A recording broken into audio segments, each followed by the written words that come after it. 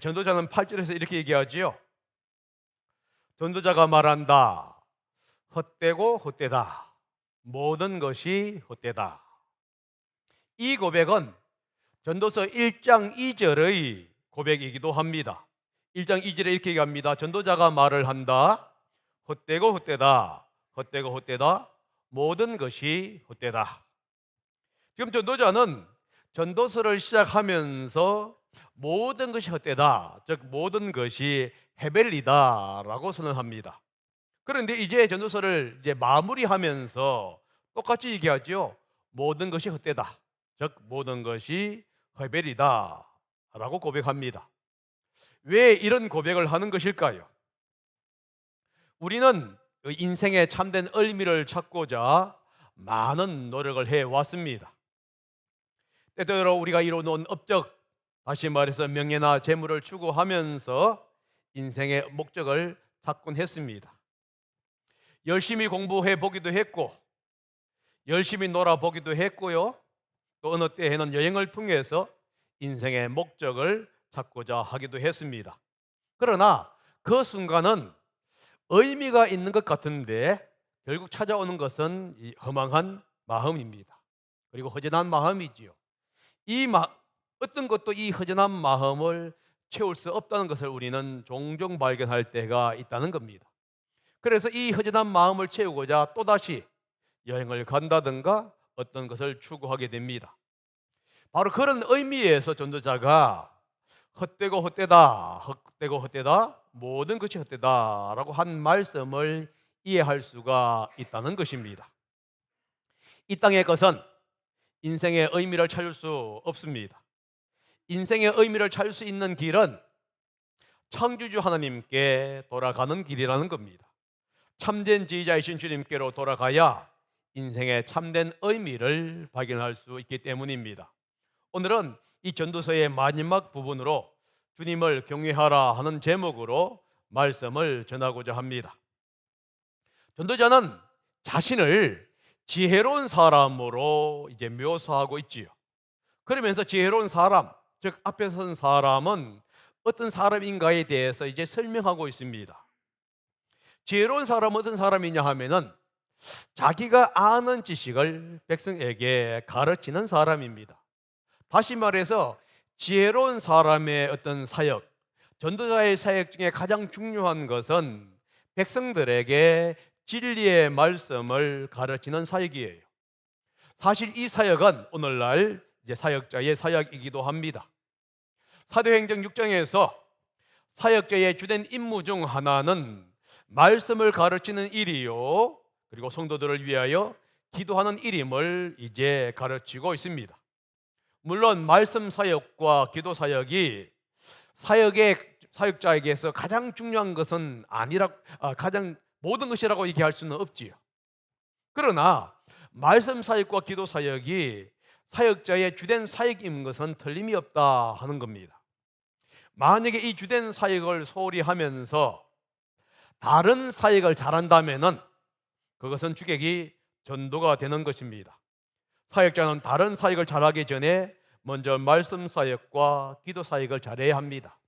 이게 무슨 뜻이냐 하면은 제가 이 말씀 사역과 기도 사역을 못하면서 노래를 잘 부른다. 그러면 여러분에게 무슨 의미가 있습니까? 노래는 박영석 지사님이 잘 부르면 돼요. 제까지 잘 불러야 할 이유는 없습니다. 저의 임무는 말씀과 기도의 사역인 것은 틀림없던 겁니다. 바로 이 부분을 얘기하지요. 전도자는 가르치는 사역을 위해서, 잘하기 위해서 세 가지가 준비되어야 함을 설명하고 있는데, 이 세 가지는 말씀을 찾아내서 연구하고 정리하는 일이라고 얘기합니다. 여기서 찾아내다, 연구하다, 정리하다가 모두가 완료형 동사로 되어 있습니다. 완료형 동사로 되어 있다는 것은 과거부터 현재까지 계속 그렇게 해왔다고 하는 의미를 지금 강조해 주고 있는 거예요.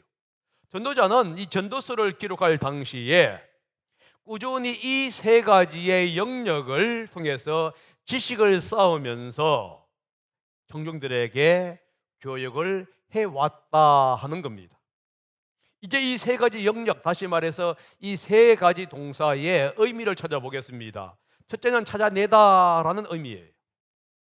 이 의미는 뭐냐면 듣다, 귀를 기울이다 하는 의미가 있습니다. 잘 가르치기 위해서는 잘 들을 수 있는 귀가 필요하다는 것을 얘기해 주고 있는 거예요.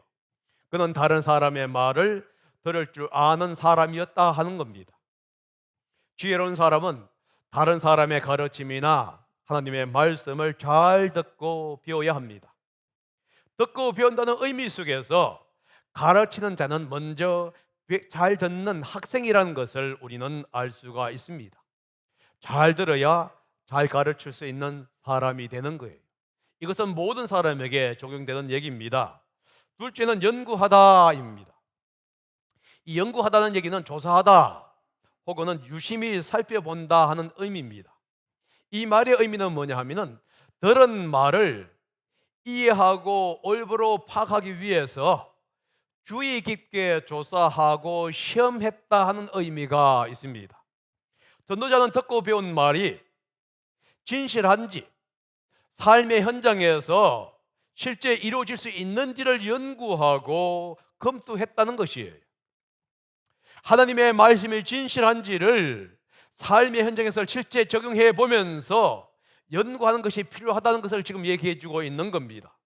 성도들도 마찬가지로 이런 자세를 가지고 하나님의 말씀을 삶에 적용해야만 합니다. 다시 말해서 선포되는 그 말씀이 정말로 올바른지 삶에 적용할 수 있는지를 매 순간순간마다 적용하면서 그 말씀이 살아있다는 것을 확신했을 때에 비로소 우리는 확신에 찬 삶을 살 수가 있는 것이기 때문입니다. 셋째는 정리하다입니다. 이 정리하다가 하는 의미는 뭐냐면 질서 있게 잘 맞춰 놓는 것을 의미하는 것도 있고 또는 교정을 하거나 새롭게 만드는 것을 의미하는 용어입니다. 이 말의 의미는 뭐냐면 말씀을 좀 더 쉽게 이해하기 위해서 교정한다는 의미가 있고요. 또 다른 의미는 뭐냐면 새로운 작품을 만든다 하는 의미가 있습니다. 전도자는 듣고 조사한 내용을 토대로 해서 자문을 수정하기도 합니다. 그리고 필요하다고 한다면은 새로운 자문들을 만들곤 했습니다. 그래서 청중들이 그 모든 자문들을 이해하기 쉽게 했다 하는 거예요. 정리하면은 전도자는 백성들을 위해서 이제 자신의 지식을 잘 전달하고자 노력했습니다. 뿐만 아니라 항상 배우는 자세를 가졌다는 거예요. 그래서 다른 사람의 어떤 가르침을 듣고 그 가르침을 조사하면서 실제적이면서도 성경적으로 이 말씀이 바른지 아닌지를 잘 연구했다는 거예요. 그리고 수정 보완하거나 아니면 그 말씀에 근거해서 새로운 것을 만들어내곤 했다는 겁니다. 여러분, 말씀 전하는 사역자는 바로 배우는 자의 자세를 가져야 한다는 것을 우리는 알 수가 있지요. 잘 정리해야 되고요. 또 청중들이 잘 이해할 수 있도록, 쉽게 이해할 수 있도록 만들어야 합니다. 성도들도 마찬가지예요. 항상 배움의 자세를 가지고 이제 나아가야 합니다. 내가 모든 것을 알고 있는 것처럼 그런 마음을 가지고 있는 순간 이미 도태하기 시작을 합니다. 여러분, 직장에서도 마찬가지예요. 여러분들이 행하고 있는 그 업무가 어떤 것인지 관계없습니다. 그 업무에 대해서 여러분 공부를 해야만 합니다. 연구를 해야만 돼요. 직장에 들어간 것 자체가 끝이 아니라는 거예요. 여러분, 직장에 들어간 자체에서 끝을 낸다고 한다면은 여러분들은 그 직장에서 도태되게 돼요. 성진을 할 수 없습니다. 그러나 그 끊임없이 여러분 연구를 해야 합니다. 작은 부분이지만 책을 읽을 수 있으면 책을 읽어야 되고요. 거기에 관계된 여러 가지 것들을 정리하면서 읽으면서 여러분 자신을 계속적으로 개발해 나아가야 한다는 거예요. 성도로서 하나님의 말씀을 계속적으로 읽고 나아가는 것도 필요하다는 것을 우리는 알 수 있습니다. 전도자가 먼저 학생이 되어서 조사하고 기록한 목적에 대해서 얘기하고 있는데 10절입니다. 전도자는 기쁨을 주는 말을 찾으려고 힘썼으며 참되게 사는 길을 가르치는 말을 찾으면 그것을 바르게 적어 놓았다. 지금 목적을 얘기하고 있지요. 청중들에게, 성도들에게 유익을 주기 위해서 이렇게 얘기하고 있습니다.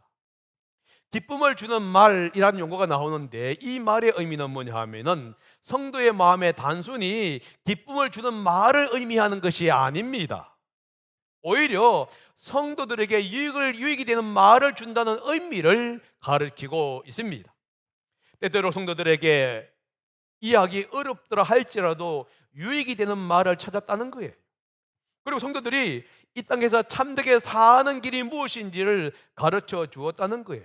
다시 말을 하게 되면은 성도의 유익이 된다고 한다면은 다양한 방법을 통해서 가르쳤다 이 얘기를 하게 됩니다. 말씀 사역자는 성도보다 먼저 진리를 찾고 배우고 전해야 하는 사람이에요. 그리고 청중들을 위해서 먼저 진리를 연구해야 하고요. 때때로 청년들이 어렵고 힘들다 할지라도 그것을 잘 다듬어서 정말 이해할 수 있도록 만들어주는 것이 이 사역자의 자세입니다. 그리고 그렇게 하도록 끊임없이 자기 개발을 해 나아가야 하는 겁니다.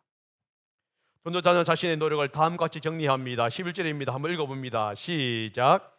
지혜로운 사람의 말은 찌르는 채찍 같고 수정된 잠언은 잘 박힌 못과 같다. 이 모든 것은 모두 한 목자가 준 것이다. 이 말씀을 이해하기가 어렵지요. 그런데 이 말은 뭐냐면 지금 전도자가 자신의 말을 이렇게 비유하고 있어요. 찌르는 채찍 같고 잘 박힌 못과 같다. 이렇게 찌르는 채찍이라는 게 무슨 뜻이냐 하면은 가축을 바른 길로 인도하거나 어떤 목적지를 향해서 갈 수 있도록 사용하는 막대기와 같은 도구를 얘기할 때에 채찍 이렇게 얘기하지요. 그리고 박힌 못이라는 의미는 정확한 것은 아니지만은 힘과 견고함을 얘기합니다. 밖에 정확 단단하게 박혀 있으니까요. 지금 전도자가 자기의 말을 가리켜서 채찍 혹은 이 못 이렇게 비유하고 있어요. 이 뜻은 뭐냐 하면은 지혜자의 말은 때때로 성도들이 이해하기가 어렵다는 겁니다. 사실 바른 교훈은 때때로 듣는 이에게 어려울 뿐만 아니라 고통을 줄 수도 있어요. 채찍을 사용하게 되면 동물들에게는 고통이 됩니다. 그런데 이 채찍은 고통스러운 존재이지만은 동물들을 바른 길로 인도하는 도구이기도 하다는 거예요. 지금 전도자가 그 얘기를 하고 있는 거예요. 자신의 말이 채찍과 같아서 다시 말해서 청중들에게 어렵고 고통을 주지만은 결국적으로 바른 길로 인도한다 이 얘기를 하고 있는 거예요. 그래서 처음에는 지도자의 말이 하나님의 말씀이 어렵고 힘들지만은 그 말씀을 따라서 가다 보게 되면은 바른 길을 가게 되고 확고하고 견고한 뿌리를 내리게 된다. 이 말씀을 지금 전도자가 얘기하고 있는 거예요. 왜 하나님의 말씀이 처음에는 힘이 들지만은 나중에는 확고하고 견고한 이 뿌리가 힘이 되는가요? 왜 어렵고 고통스럽지만은 이것을 잘 따라가게 되면은 나중에는 뿌리가 되고 복이 되냐 하는 거예요. 그 말씀은 하나님이 주신 말씀이기 때문에 그렇습니다. 전도자는 이렇게 얘기합니다. 이 모든 것은 한 목자가 준 것이다. 여기서 한 목자를 우리는 하나님으로 이해할 수가 있습니다. 하나님은 우리를 푸른 초장으로 그리고 쉴 만한 물가로 인도하시는 목자이십니다. 그분을 따라가면 험하고 높은 산을 넘을 수도 있고요. 악어가 살고 있는 위험한 개울을 건너갈 수도 있다는 거예요. 그러나 결국 그분은 우리를 넓은 초장으로 인도하고 바른 길로 인도합니다. 이 말은 우리에게 주님을 따라갈 때에 우리에게 고통이 없고 어려움이 없다 이 얘기한 게 아니에요. 높은 산을 가야 합니다. 험한 산을 가야만 해요. 개울을 가야 합니다. 거기에는 악어들도 있고요. 깊은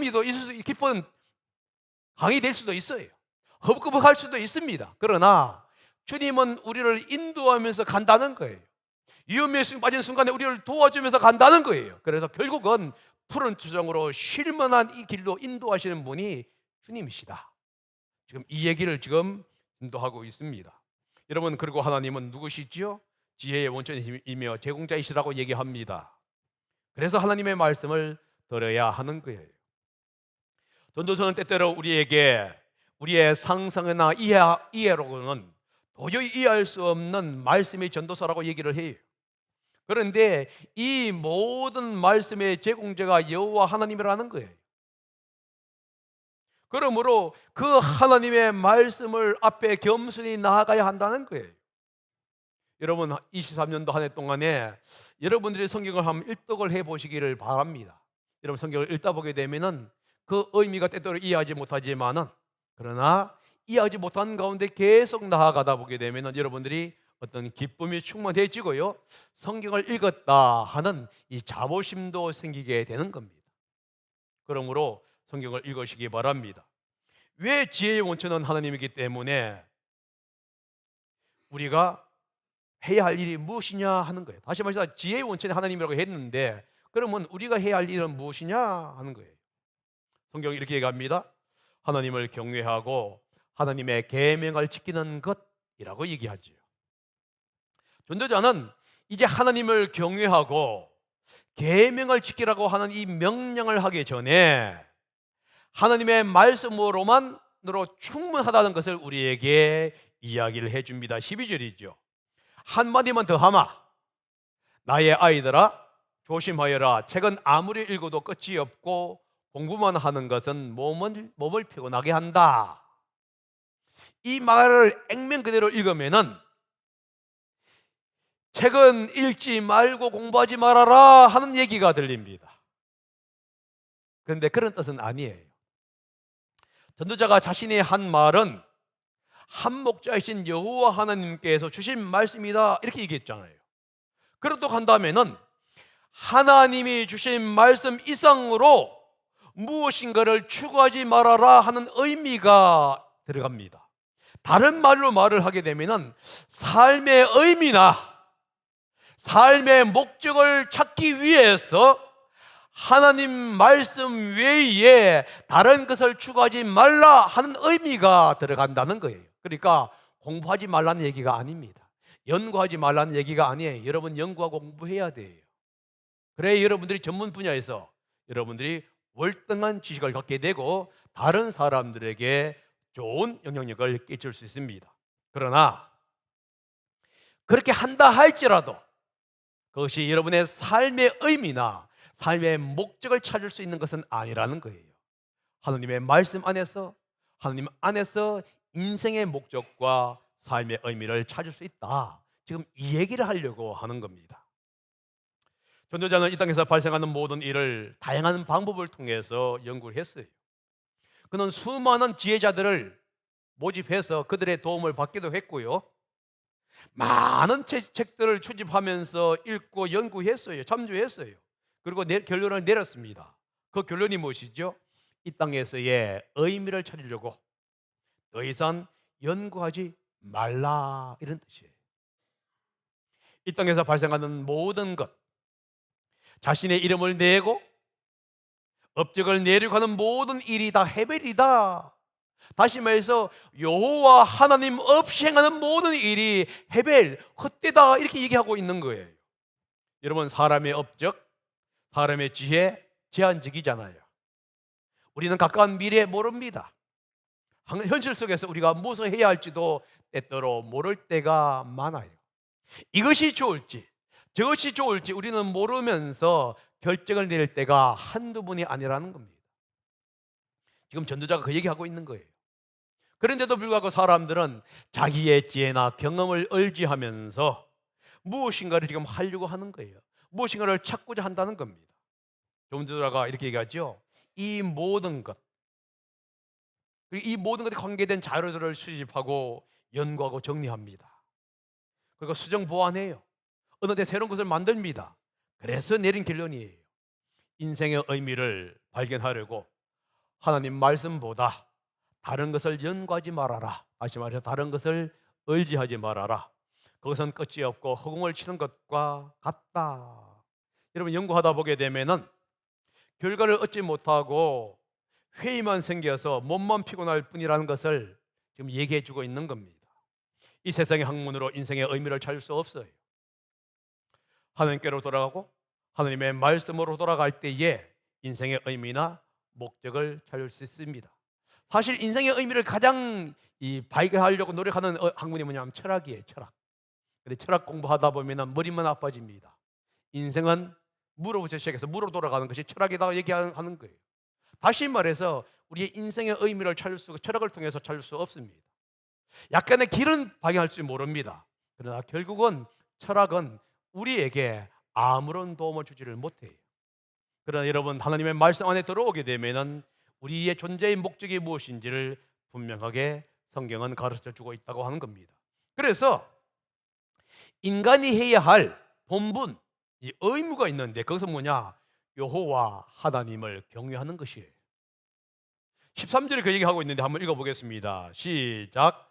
할 말은 다 하였다. 결론은 이것이다. 하나님을 두려워하여라. 그분이 주신 계명을 지켜라. 이것이 바로 사람이 해야 할 의무다. 전도자가 얘기합니다. 이제 내가 할 말 다 했다 이거예요. 1장부터 시작해서 할 말 다 한 거예요. 그래서 내린 결론이 뭐였냐? 여호와 하나님을 경외하라는 거예요. 그리고 그분의 말씀을, 그분의 계명을 지키라, 순종하라 하는 겁니다. 하나님을 경외하고 하나님의 말씀을 지키는 것이 인간이 해야 할 의무다. 이렇게 지금 결론을 내린 겁니다. 여러분, 인간의 의무란 게 뭐냐? 하나님과 올바른 관계를 맺는 거예요. 그리고 그 올바른 관계에 어울리는 올바른 삶을 살아가는 것이 인간의 의무다 하는 것을 성경은 얘기합니다. 하나님께 순종하면서 하나님을 경외하는 것이 인간이 해야 할 본분이라는 거예요. 여러분, 인간이 인간답게 사는 길은 하나님을 경외하면서 하나님을 순종하는 길이에요. 그런데도 불구하고 인간은 하나님보다 다른 것을 섬기면서 하나님께 불순종합니다. 그래서 인간은 인간답게 살아가는 길에서 벗어나곤 한다는 거예요. 아담이 그랬습니다. 하나님의 그 은혜 안에서 벗어나고자 했습니다. 하나님과의 관계를 단절하면서도 그는 하나님의 그 은혜 안에서 벗어나기를 바랬습니다. 그 결과 그에게 돌아온 것은 죄였어요. 죄로 말미암아 하나님과의 관계는 단절되고 사랑하는 아내와의 관계도 단결됩니다. 그래서 이 여자 저 여자 하고 얘기하게 된 거예요. 땀을 흘려야 먹는, 땅을 팔 수밖에 없는 존재로 지금 전락하고 말았다는 겁니다. 여러분, 인간의 죄는 하나님을 버린 결과로부터 오는 것입니다. 그래서 로마서 1장 24절에서 32절은 인간이 하나님을 버린 결과에 대해서 기록하고 있는데, 이 하나님을 버린 결과가 뭐냐? 인간 이기를 포기하고 영적 타락으로 빠졌다, 이렇게 얘기하고 있어요. 한번, 이 내용이 긴데요, 그러면서도 한번 읽어보기를 원합니다. 다 같이 읽어봅니다. 시작. 그러므로 하나님께서는 사람들이 마음의 육정대로 사도록 더러움의 계대로 내버려 두시니 서로의 몸을 욕되게 하였습니다. 사람들은 하나님의 진리를 거짓으로 바꾸고 창조주 대신에 피조물을 숭배하고 섬겼습니다. 하나님은 영원히 찬송을 받으실 분이셨습니다. 아멘. 이런 까닭에 하나님께서는 사람들을 부끄러운 정욕에 내버려 주셨습니다. 여자들은 남자와의 바른 관계를 바르지 못한 관계로 바꾸고, 또한 남자들도 이와 같이 여자와의 바른 관계를 버리고 서로 욕정에 불탔으며 남자가 남자와 더불어 부끄러운 것을 하게 되었습니다. 그래서 그들은 그 잘못에 마땅한 대가를 스스로 받았습니다. 사람들이 하나님을 인정하기를 싫어하므로 하나님께서는 사람들을 두셔서 해서는 안 될 일을 하도록 놓아두셨습니다.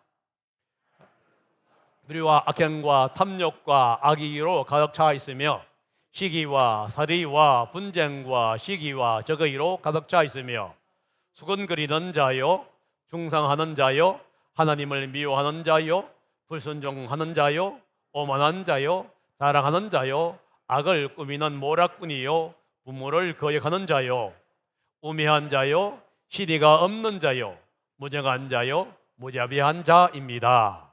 그들은 이와 같은 일을 하는 자들은 죽어야 마땅하다는 하나님의 공평한 법도를 알면서도 자기들만 이런 일을 하는 것이 아니라 이런 일을 저지르는 사람을 두둔하기까지 합니다. 지금 로마서 1장 24절부터 32절이 뭘 얘기하고 있습니까? 인간의 의무와 본분은 하나님을 경외하고 그분의 말씀에 순종하는 것이라는 거예요. 그런데 이 인간의 의무와 본분을 버리자, 다른 말을 해서 하나님을 버린 결과 로마서 1장 24절부터 32절까지 나오는 결과를 초래하게 되었다는 거예요. 인간성은 사라지게 되었습니다. 자신을 위해서 우상을 만들어요. 성적으로 타락해서 동물보다 못한 존재가 되었습니다. 남자는 다른 여자를 좋아하고 다른 여자는 다른 남자를 좋아합니다. 동성연애가 이루어지고 있는 거예요. 다시 말해서 인간이 인간이기를 부린 거예요. 동물도 그렇게 하지 않는데 인간은 그렇게 한다는 거예요. 여러분, 그래서 성경이 얘기합니다. 하나님을 경외해야 한다는 거예요. 인간답게 살고 싶으면은 하나님을 경외해 나아가야 한다는 겁니다. 그러면서 왜 인간이 하나님을 경외하고 순종해야 하는 이유에 대해서 14절이 설명합니다. 제가 읽어봅니다. 하나님은 모든 행위를 심판하신다. 선한 것이든 악한 것이든 모든 은밀한 일을 다 심판하신다. 하나님은 모든 인간의 행위를 심판하신답니다. 인간이 행한 일이 선한 것이든 악한 것이든 하나님은 모든 것을 심판해요. 왜냐하면 하나님은 인간이 행한 모든 은밀한 일까지도 다 아시는 분이시기 때문에 그래요. 예수님도 바울도 하나님의 심판대 앞에 인간이 선다고 얘기를 해주고 있어요. 마태복음 12장 36절입니다. 한번 읽어봅니다. 시작. 내가 너희에게 말한다. 사람들은 심판날에 자기가 말한 온갖 쓸데없는 말을 해명해야 할 것이다. 고린도후서 5장 10절입니다. 시작. 우리는 모두 그리스도의 심판대 앞에 나타나야 합니다. 그리하여 각 사람은 선한 일이든지 악한 일이든지 몸으로 행한 모든 일에 따라 마땅한 보응을 받아야 합니다. 왜 모든 사람이 하나님 앞에 서게 될까요? 감추어진 모든 것이 하나님 앞에 드러나기 때문에 그렇다는 거예요. 감추어진 것, 그것이 선한 것이든 악한 것이든 하나님 앞에 드러나게 됩니다. 인간의 눈에는 모든 것이 감춰져 있어요.